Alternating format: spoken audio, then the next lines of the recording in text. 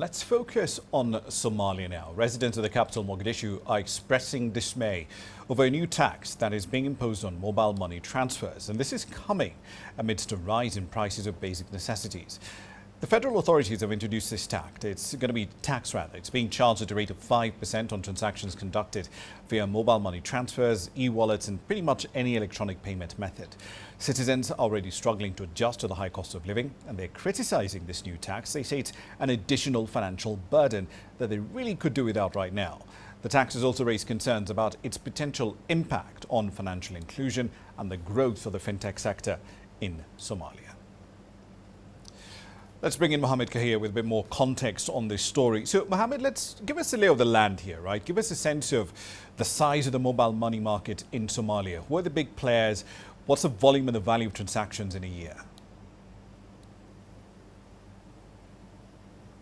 Well, Rama, according to the World Bank report, Somalia, despite its fragility and also lack of strong economic institutions, it has one of the most robust and active mobile money transfers in the world, and of course around this continent, surpassing Nigeria, one of the largest economy in this continent. Well, we have the reports of the World Bank, the latest reports in 2018 estimate that about 155 million transactions are made, amounting to $2.7 billion per month. That is about 32 billion per year.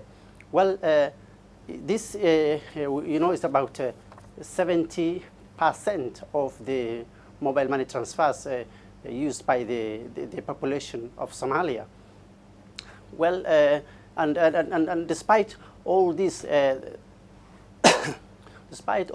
like the authorities introducing this tax, is that the World Bank says that rather the telecommunication companies providing these services range from different telecommunication companies led by the Hormuz Telecommunication Company, which is based in south-central Somalia, which is taking a fair share of about 50% of the mobile money transfer uses, followed by Somtel, based in the northern parts of Somalia, most famously known as Somaliland, and also this Golis Telecommunication Company, based in northeastern regions of Puntland.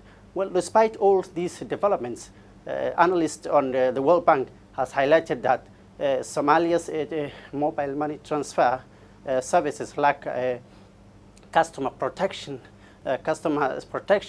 What we know about, what we generally term it as know your customer, and all this is what the government of Somalia is working to enforce. And we have seen that there are a lot of laws in the parliament approved and awaiting implementation to strengthen the security of the digital money circulation, especially in the mobile money transfers.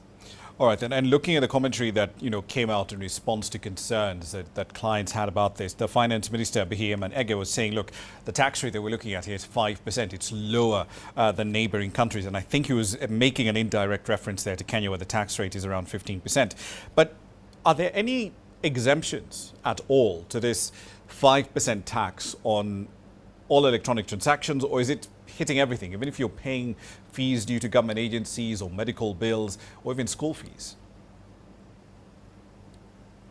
Well, according to the Finance Minister, this tax is an electronic tax. It will affect all electronic transactions, especially in mobile money transfers, e-wallets and other digital providers. And it is saying that it is not the first time that this electronic tax was introduced. It was introduced in 1984, but it was not implemented due to technical issues. And now it is calling upon the telecommunication companies and other digital service, other digital services providers to help the government in implementing this new tax, which is expected to be fully implemented in the country, and that is what we are waiting months or or in the next 6 months or so.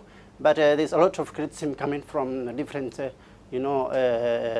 sectors impacted by these latest tax in form of electronics. And I was just speaking to, before coming to air, one of the officials of the association of the banking associations here, and he said that, look, it is true, and the government has the mandate, but it needs to consult with the sectors that are impacted, like the financial service providers, like banks, and also what we call hawalas, and informal money transfer services.